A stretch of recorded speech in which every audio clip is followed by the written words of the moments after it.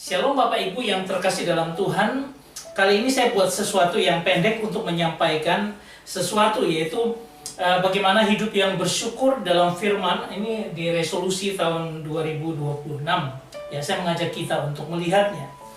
Apa yang saya maksudkan adalah kalau kita bicara dari Kolose pasal 2 ayat 7, hendaklah kamu berakar di dalam Dia dan dibangun di atas Dia. Hendaklah kamu bertambah teguh dalam iman yang telah diajarkan kepadamu, dan hendaklah hatimu melimpah dengan syukur. Nah, di sini mau katakan tentang bagaimana kita harusnya membangun diri kita, ya, kata-kata di situ dibangun di atas Dia itu artinya kita semakin dekat dengan firman, kemudian kita dibangun di atas pondasi itu, dibangun terus. Ada bagian ini yang kita bilang bahwa pembangunan itu adalah pasif karena apa? Allah yang bekerja di dalam kita. Ya, sehingga tugas kita sebenarnya hanya merelakan diri kita untuk menikmati apa yang Allah kerjakan, menikmati bagaimana kita dibangun dalam Tuhan. Kata epoi kodomenoi, ada dibangun, itu artinya seperti itu, dan nanti akhirnya kita akan melimpah dengan syukur. Saudara, ada sebuah ayat lagi yang kita lihat dari Efesus pasal 5 ayat 18, yaitu bagaimana kita tenggelam di dalam roh.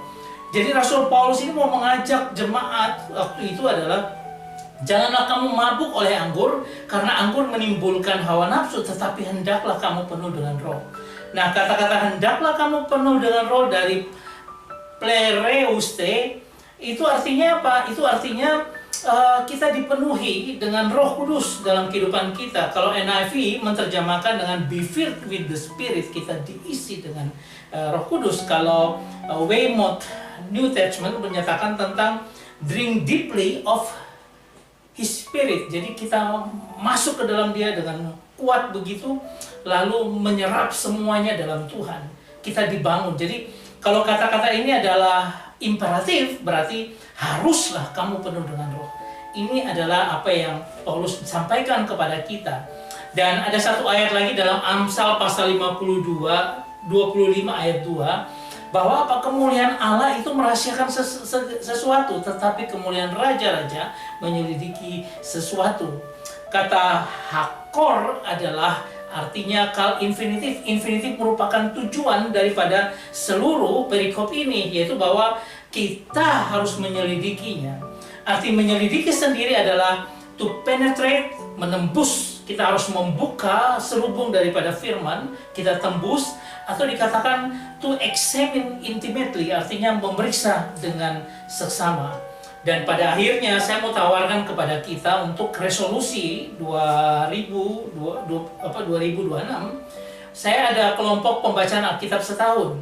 Dan saya berharap teman-teman kalau mau ikut, bahwa sepanjang tahun kita akan baca Alkitab, bukan hanya sekedar baca, tetapi kita akan mendengar voice Alkitab. Jadi di mana aja kita bisa dengar firman Tuhan, kita disiplin seperti itu.